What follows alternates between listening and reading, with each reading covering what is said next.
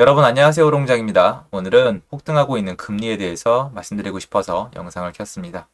기사를 보시면 3억 빌리면 30년 이자만 2억, 영끌족 금리 폭등의 마이너스 인생 위기라고 나왔습니다. 이자만, 날아가는 돈만, 앉아서 노예처럼 내는 돈만 2억이란 겁니다. 시청하시기 전에 구독하기, 좋아요, 멤버십 부탁드리고요. 멤버십은 매주 토요일 라이브를 진행하고 있습니다. 돈 모으기 글렀다. 가계대출 금리 또 올랐다. 가계대출 금리 14개월 동안 업, 고정금리 비중 17.8% 축소, 원리금 균등 상환이라는 뜻이죠. 한 달에 나가는 돈이 많아졌다는 뜻입니다. 연 5% 이상 가계대출 비중 16.3%. 사실 넘버링은 잘 모르겠고요. 자, 여기 보시면은 3억을 빌렸다 하면 30년 동안에 이자만 2억을 내야 된다고 합니다. 여러분 뭐 아시는 분은 이미 다 예측이 되시겠지만 저도 대출이 많이 있죠. 사실 저도 뭐 보면은 위험합니다. 그리고 부담감을 많이 느끼고 있고 어려움을 겪고 있습니다. 그런데 저는 이제 제 채널을 운영하면서 여러 번 말씀을 드렸는데요. 저는 그런 걸 감당하기 위해서 직장을 그만둔 사람이에요. 직장을 다닐 때 제가 왜 그렇게 힘들었냐면 많은 분들이 공부는 하지만 인정을 안 하시는 부분이 있어요.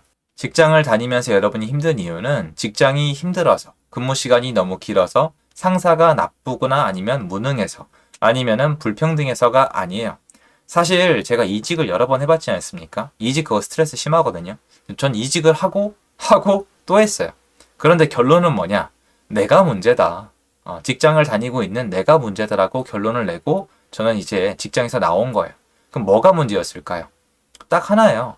직장은요, 월급이 나올 확률이 100%에 가까이 되어 있습니다. 안 나오면 갖다 고발하면 됩니다. 요새 그런 거 많이 하지 않습니까? 그러니까 월급이 나올 확률이 100%다 보니까 월급이 많지가 않아요. 확실한 거는 대가가 적어요. 불확실한 거는 대가가 큽니다. 우리 다 알잖아요. 성인들은 모두가 알고 있는 사실이라고 저는 생각을 하거든요. 그러면 밖에 나와서 사업을 해야 되는데 사업이나 투자를 하는 사람 중에 대출을 안 쓴 사람이 있을까요? 지금 여러분이 알고 있는 한국의 굴지의 기업 중에 대출이 없는 곳이 있을까요? 대출을 안 쓸 곳이 있을까요? 만약 안 쓴다면 은행은 어떻게 유지가 될까요? 경기가 안 돌아가는 거예요. 여태까지 수많은 재벌이 나오고 많은 부자가 나왔지만 그 중에 대출을 쓰지 않은 사람은 없어요. 다 남의 돈 갖다가 레버리지 땡겨 써가지고 미래에 자신의 잠재력까지 돈으로 바꿔서 승부를 본 거예요. 그런데 시기마다 다른데 재밌게도 여기에는 질문이 꼭 갖다 붙어요. 그러다 망하면 어떡하냐? 제가 이미 답변을 드렸습니다, 여러분. 망하는 게 두려우면 직장을 다니면 됩니다. 직장을 다니라는 게 악담도 아니고 나쁜 뜻도 아니에요. 제가 해보니까 직장은 따뜻하고 안전하고 굉장히 좋은 곳이에요. 제가 말씀드렸죠. 직장을 다니기 어려울 정도로 인생이 어려운 분만 직장을 나오면 된다고 말씀을 드린 이유는 그거예요. 확실한 게 좋은 분은 직장 다니시면 되고 확실한 게 아니더라도 승부를 걸고 싶으면 밖에 나오시면 돼요. 근데 결국 승부를 걸다 보면 대출을 쓰게 돼 있어요. 왜 그러냐? 여긴 자본의 게임을 하는 곳인데 자본의 크기가 굉장히 중요한데요.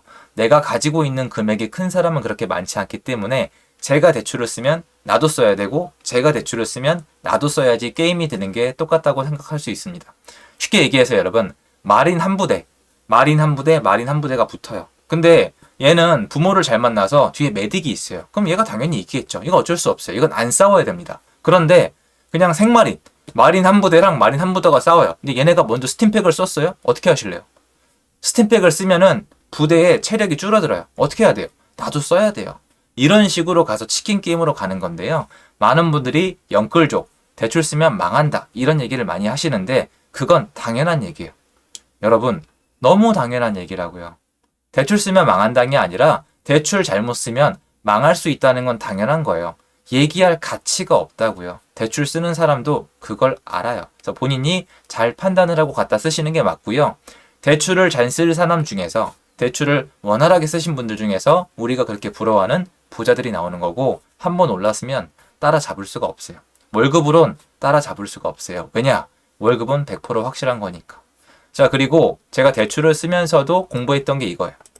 또 나왔는데 이런 거 요새 많이 돌아다니죠? 50년간 변화한 생활물가. 버스 50년 동안 120배 올랐고요. 담배는 75배, 택시는 63배, 짜장면은 50배, 휘발유는 49배, 돼지고기는 48배, 쌀은 33배가 올랐습니다. 자, 그러면 30년이니까 이 절반만 칠까요? 절반 치면 버스비는 60배, 담배값은 한 뭐 36배, 7배. 택시 요금은 30배가 올랐잖아요. 그럼 30년 동안 이자는 얼마예요? 3억 빌리면 30년 동안 이자니까 2배가 안 되는 거예요. 자, 비교를 해보세요. 이거는 제가 원하는 데이터만 갖다 끌어다 쓰는 게 아니라 이렇게 나와 있어요, 여러분. 그리고 갖다 쓰기에는 편차가 너무 심하잖아요. 여러분, 왜 대출을 쓴 사람 중에서 부자가 나오는지 모르시겠어요? 이게 실패한 사람도 있어요. 근데 실패한 사람 중에 실패를 극복한 사람은 더 크게 되는데, 보시면 인플레이션, 그러니까 화폐 가치의 하락, 물가 상승이 얘보다 세요. 그래서 가만히 있으면 가난해지는 거예요. 제가 아무리 설명을 해도 와닿지 않는 분들이 계실 텐데, 저희 어머니가 정말 고생을 많이 하고 사셨거든요. 지금 생각해도 가슴이 먹먹해요. 그런 분 많으시죠? 저희 어머니 죽어라 사셨어요. 그래서 자기 집 마련하시는데 25년 걸렸어요. 저 그 집 들어갈 때 아직도 기억나요. 25년이에요. 남의 인생 25년은 이렇게 말로 한마디 하니까 쉬우시죠? 살아보세요. 25년이 얼마나 긴지 회사 생활을 25년을 해보세요. 여러분이 회사 생활 25년을 죽어라 했는데 일은 안 하거나 대충 하면서 아파트 한두 채 사놓은 애들이 더 부자라고 해요. 어떤 느낌이 드시겠어요? 그러니까 전 공부가 아니라 이게 온 거예요. 제 가슴에 창이 날라온 거예요. 창이 확 꽂힌 거예요. 아, 노동소득 갖다 안 되는구나. 레버리지를 갖다 써야 되는구나. 사업을 하든 부동산을 하든 투자를 해야 되는구나. 망한 사람 얘기만 알고 있었는데 그게 아니구나. 정말 넓게 봤을 때 돈을 빌려다 쓴 사람이 레버리지를 갖다 쓴 사람 중에 부자가 나오는구나. 망하는 사람만 쳐다볼지 잘된 사람만 쳐다볼지는 내가 분간을 해야 되겠구나. 다만 이건 피할 수가 없어요. 월급만 모은 사람은 이거를 피할 길이 없어요. 여러분 월급이 50년 동안 120배가 올랐을지 한번 생각을 해보세요. 월급 상승률은, 그리고 아시겠지만 금리는 물가 상승률을 따라잡은 적이 없어요. 여러분, 토마 피케티 21세기 자본 책 요새 다시 사서 읽어보고 있다고 말씀을 드렸잖아요. 그분의 포인트가 뭐예요? 그렇죠. 자본소득의 증가가 노동소득의 증가보다 클 수밖에 없다. 그분은 그 현상을 안 좋게 보세요. 그런데 어쩔 수 없다고 얘기합니다. 인플레이션이 돌아요. 정치인들로부터 시작이 되죠. 정치를 하기 위해서 돈이 풀려요. 그 돈이 어디로 가죠? 무조건 자산시장으로 갑니다. 일단 법인들, 대형 회사에 돈이 많이 가지만 그분들은 소비가 없어요. 여러분, 대기업, 삼성에 돈이 들어갔다고 쳐요. 막 제품이 많이 팔렸어요. 그럼 삼성이 구멍가게 가서 담배를 살 거예요? 아니면 초코칩을 사 먹을 거예요? 아니면 오뎅이나 떡볶이 사 먹을 거예요? 그거 쓸 수도 없어요, 여러분. 그게 아니라 큰 걸 산단 말이에요. 자산에. 자산에 돈이 들어가고 생필품이랑 기업이 만들어 놓은 거에 다 들어간 다음에 맨 마지막에 어디로 가요?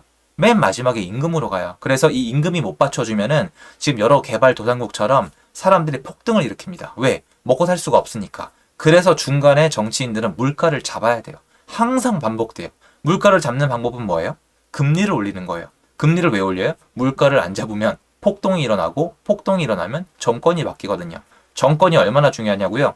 러시아 우크라이나 전쟁 터졌을 때 푸틴에 대한 악마화를, 저 푸틴 지지 안 합니다. 전쟁 지지 전혀 안 해요. 혐오합니다. 푸틴에 대한 악마화를 온 세계의 미디어가 다 했어요. 지금 유럽 태도 슬슬 바꿉니다. 특히 프랑스랑 독일. 지켜보세요.